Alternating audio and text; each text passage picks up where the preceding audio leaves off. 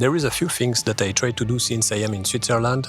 I try to record in video a swan landing on the water in slow motion because I think that could be very funny to have a swan in slow motion, or even a swan taking off for that matter.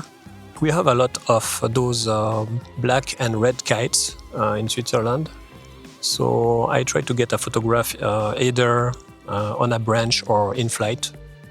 We have also a few kestrel, so I will try also to get one of them. It's kind of cool to see them hovering sometimes over one of our fields here.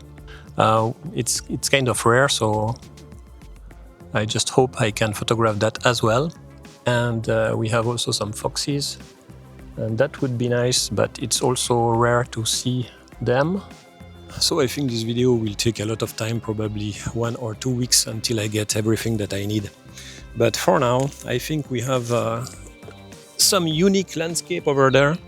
And I took my Sony 11mm f1.8, so I will just take a photo of that landscape so you can see what I see. For the job, I bought the Sony FE200 to 600mm f5.6 to f6.3 GOSS, and I use it with my Sony A6700. Here I am replacing the plate of my tripod with one that has 2 screws. Because with that kind of heavy setup, you need 2 screws. So why the Sony 200 to 600? Simply because at the very low price of 1,350 Swiss francs, I have a 600mm zoom lens that is very sharp according to many people.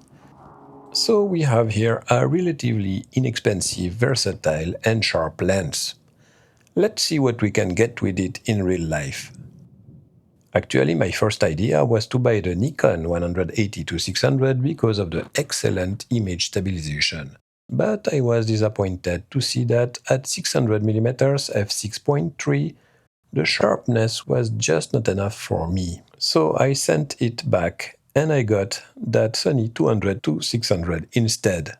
And for me the sharpness is good, but the image stabilization is not good enough at 600mm. But as you can see in this video, I will use a tripod.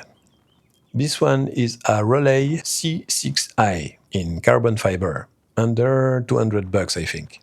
And it's a good one so far. I like the big ball head. I don't even need to squeeze strongly the head for my 2.6 kilo setup to stay in place. Now the problem is that when I have to follow a bird in flight, especially a bird that is going up and down, it's hard. Even that slow beaver going up and right in the frame, it was hard for me to make it look smooth. The good news is that I ordered a proper video head that is supposed to be quite good. I will receive it in a few days while doing the video, hopefully. So from my first vantage point, I could not get anything exceptional. I got 2 ducks landing on the water, but not exactly what I imagined. Too far, too small in the frame. A great cormorant on the other side of the lake, and at least he was doing interesting moves. A few grey herons, a bit overexposed. Nothing good enough, in fact.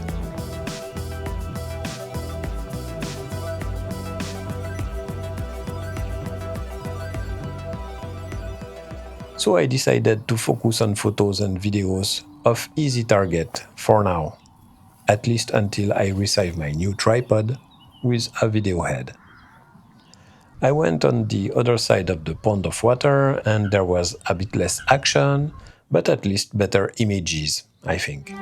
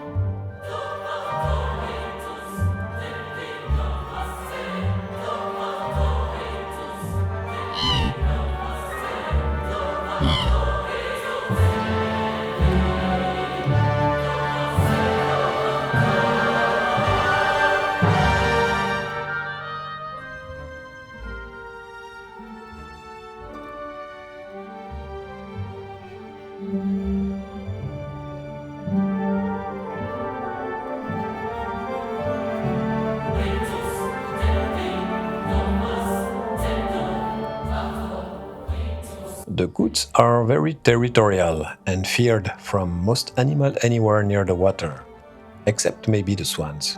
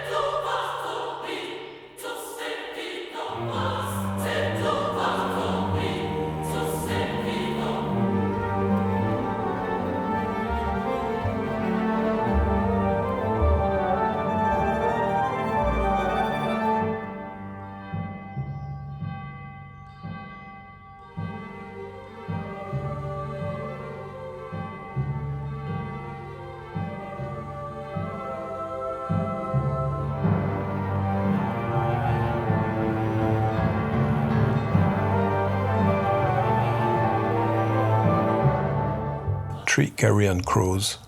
Only two are aware that Angry Bird is coming.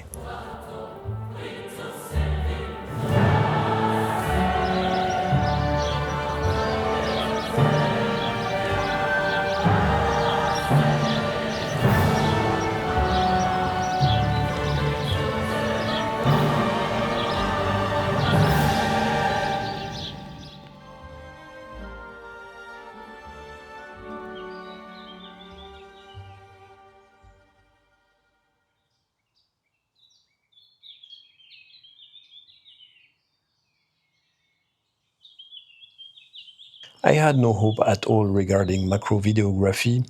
People on YouTube will not really emphasize that aspect when reviewing the Sony 200 to 600. But here is a footage of a wild bee enjoying herself on a colorful flower. We are in standard 4K with a 1.58 crop that you get at 120 frames per second.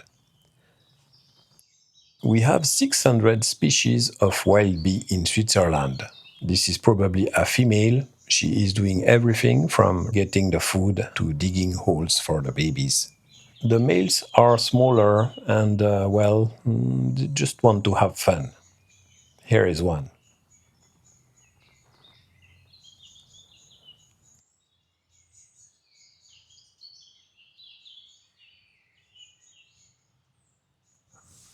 Even that little house sparrow with a green caterpillar looks decent enough with my combo. Keep in mind that there is an additional 1.58 crop factor when you record in 4K at 120 frames per second with my Sony A6700.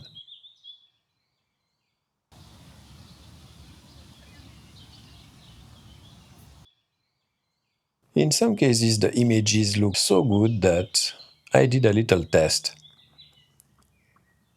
I took a single image from this footage shot in 4K at 120 frames per second.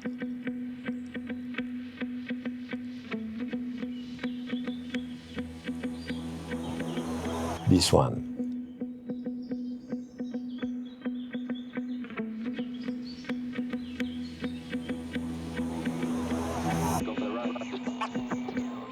Of course, I took also a lot of photos.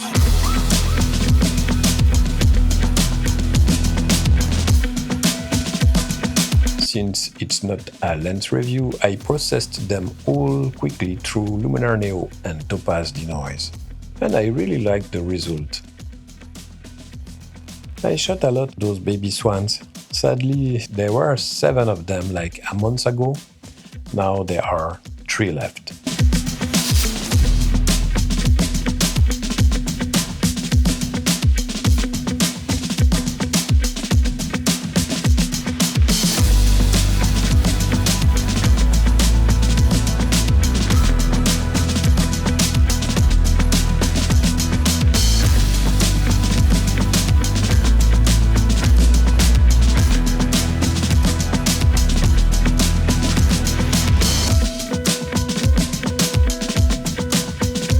A few photos here, so we can remember that we have often a better light when we shoot early morning or late evening.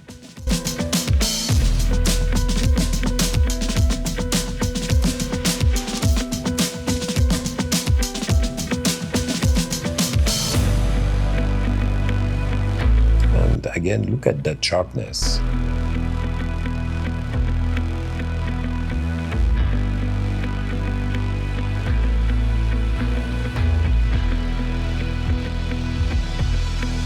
A few bad photos here, but it's kind of what I try to accomplish, something landing on the water in slow motion, like a swan, that would be the best. But I would also be happy with a kite running on the water in slow motion.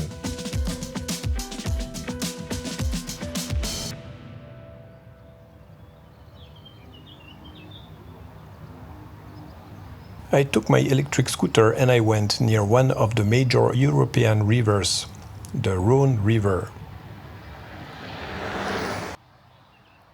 And right there, two kites.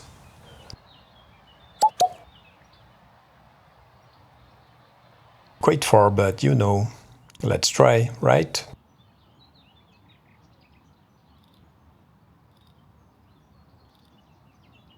The one on the left was in the shade, so I focused on the other one. This is the result uncropped, unprocessed, just the Luminar Neo profile. And I think the result is quite good for that kind of scenario with a far distant subject. Just 1 hour later, while going home along an old abandoned factory, I saw again a kite perched on top of one of those industrial lamps.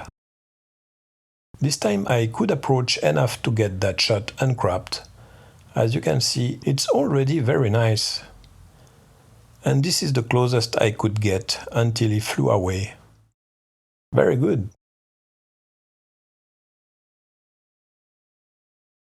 I took also this one, which gives me some Twilight Zone vibes with that industrial lamp. So I cropped it, I made it black and white.